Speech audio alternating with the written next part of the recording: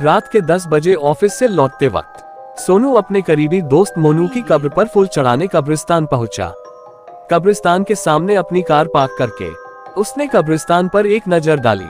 रात के वक्त पूरी तरह सुनसान था, इतना कि हवा झोंके से पेड़ से गिरने वाले पत्तों की आवाज भी उसे साफ सुनाई दे रही थी। उसने कब्रिस्तान में जाकर अपने साथ लाए हुए ऑर्किड के फूल मोनू की कब्र पर रख दिए और 2 मिनट मौन करते हुए खड़ा रहा। फिर जब वह वापस बाहर आने के लिए पीछे मुड़ा, तब उसे एक कब्र पर बैठी छोटी बच्ची दिखाई दी। बच्ची के हाथ में एक हरे रंग का कांच का टूटा टुकड़ा था, जिसे वह बार बार आंख पर लगा के आसपास की कब्रों को देख रही थी। सोनू कुछ मिनट वहीं खड़े रहकर उस बच्ची को देखता रहा। वह इंतजार कर रहा था कोई उस बच्ची की पहचान का आए और उसे सही सलामत अपने साथ घर ले जाए, पर ऐसा हुआ नहीं। फिर सोनू उस बच्ची के पास जाकर खड़ा हुआ। सोनू की तरफ देखते हुए वह छोटी बच्ची मुस्कुराई।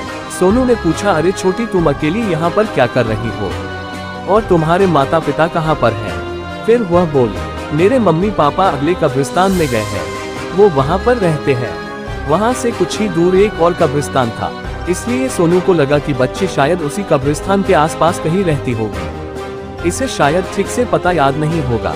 फिर सोनू ने पूछा कि तुम यहाँ अकेली क्यों बैठी हो, तुम्हारे साथ कोई बड़ा नहीं है?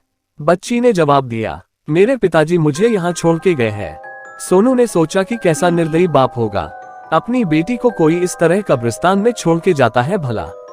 सोनू उस छोटी बच्ची से इतनी बातें कर रहा था, पर उसका ध्यान सिर्फ उस कांच के टुकड़े में ही था। वह बस उसमें एक आंख बंद करके इधर उधर देख रही थी।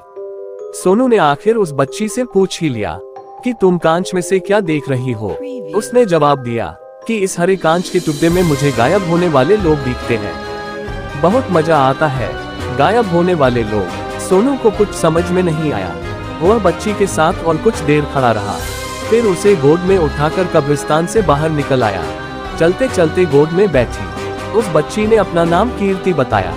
निखिल ने जैसे ही कब्रिस्तान के बाहर कदम रखा, उसे अचानक तेज ठंड के मौसम ने घेर लिया।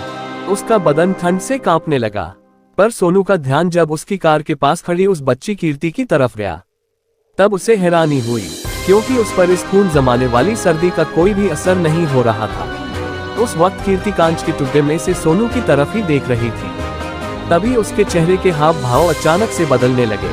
वह बोली, अंकल, आपके पीछे से कोई है। सोनू ने पीछे मुड़कर देखा तो उसे कोई भी नहीं दिखा। उसे लगा कि कीर्ति शायद मजाक कर रही होगी। फिर वह बोला, कीर्ति बेटा चलो गाड़ी बैठो, मैं तुम्हें तुम्हारे घर छोड़ देता हूँ।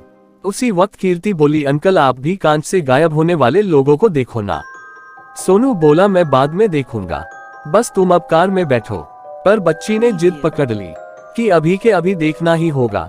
उसकी जिद पर सोनू ने जब वह कांच का टुकड़ा अपनी आंख के सामने लाया, तब दहशत से उसकी आंखें फट पड़ी, क्योंकि उस कांच में से जब सोनू ने कब्रिस्तान की तरफ देखा था, तब उसे वो दिखाई दिया जिसे कोई भी आम इंसान अपनी खुली आंखों से नहीं देख पाता।